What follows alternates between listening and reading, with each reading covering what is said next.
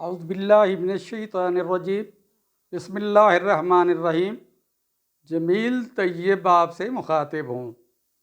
آج کا میرا ٹاپک ایک اہم پوائنٹ کو واضح کرنا ہے جو کہ پیڈا ایکٹ 2006 کے تحت ہے۔ رولز 7 انڈر سیکشن اے میں جس وقت تحریری حکم نامہ کسی اکیوز کے خلاف جاری کیا جاتا ہے، کسی ملزم کے خلاف جاری کیا جاتا ہے، تو اس میں مختلف پوائنٹس کو سامنے رکھا جانا ضروری ہوتا ہے۔ یہ انصاف کا تقاضا ہے۔ پہلی چیز کہ ملازم کو جو اکیوز ہے اس کو اس کی بنیاد جس پر کہ پیڈا امپوز کیا جا رہا ہے اس کا بتایا جانا ضروری ہے۔ پہلی بات یعنی اس کی بنیاد بتانا، کس بنیاد پر اس کے خلاف کارروائی عمل میں لائی جا رہی ہے۔ نمبر 2، جو الزامات ہیں، جو ایلیگیشنز ہیں، جو چارجز ہیں، وہ اکثر دیکھا گیا ہے اسپیسیفائیڈ نہیں ہوتے۔ ان چارجز کا اسپیسیفائیڈ ہونا، ان چارجز کا واضح ہونا، کلیئر ہونا انتہائی ضروری ہے۔ میں تھوڑی سی ایگزامپل دے کے گزارش کروں گا کہ لکھا ہوتا ہے کہ فلاں بندہ 8 دن غیر حاضر رہا، ٹھیک ہے جی، تو وہ 8 دن غیر حاضر رہا، تو وہ 8 دن کب سے کب تک ہیں وہ اس میں نہیں ہوتا۔ تو گویا یہ ایک مبہم ایک چارجز ہے جو بالکل واضح نہیں ہے۔ لکھا جاتا ہے کہ یہ اکیوز ہیبچول لیٹ کمر ہے، تو اس کی جو ہیبچول لیٹ کمر کی وضاحت نہیں ہوتی، اور یہ اکیوز کا رائٹ ہے کہ وہ پوچھے ڈی آر سے، جو ڈپارٹمنٹل ریپریزنٹیٹیو ہے، اس سے پوچھے کہ آپ نے مجھے ہیبچول لیٹ کمر ڈکلیئر کیا ہے، تو کب میں لیٹ ہوا ہوں، کس تاریخ کو لیٹ ہوا ہوں، یعنی یہ اسپیسیفائیڈ نہیں ہے۔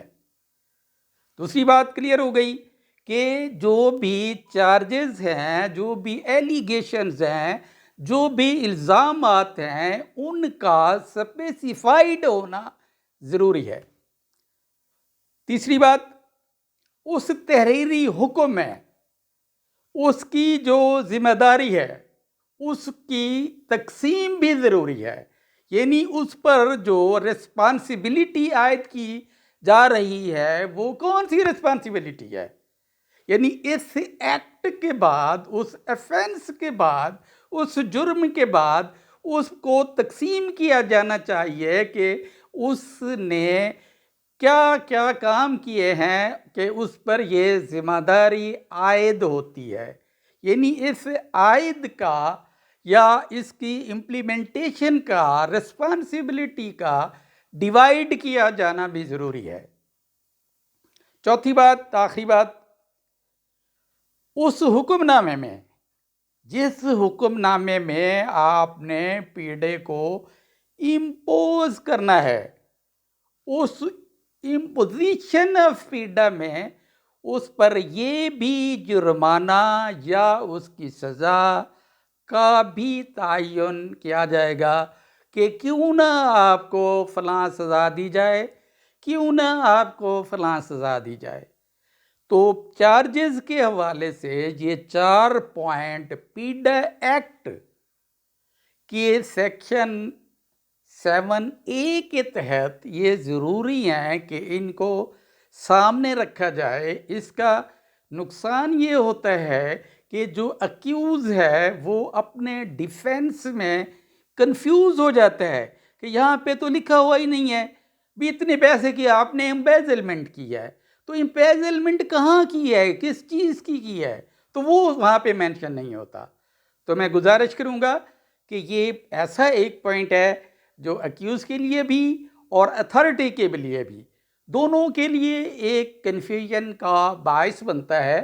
تو اس چیز کو جس وقت امپوز کیا جا رہا ہوتا ہے ٹیفٹا یا دیگر ڈپارٹمنٹ، گورنمنٹ ڈپارٹمنٹ، کیونکہ جس نے پیڈا کو اڈاپٹ کیا ہوا ہے، یعنی تمام کارپوریشنز نے اس کو اڈاپٹ کیا ہوا ہے. گورنمنٹ نے میں تو آلریڈی جو گورنمنٹ سرونٹ ہے وہ انڈر پیڈا ہے.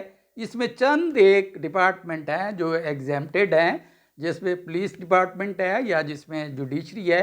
اس کے علاوہ جو گورنمنٹ پنجاب کے جتنے بھی ڈپارٹمنٹس ہیں وہ اس میں انوالو ہیں.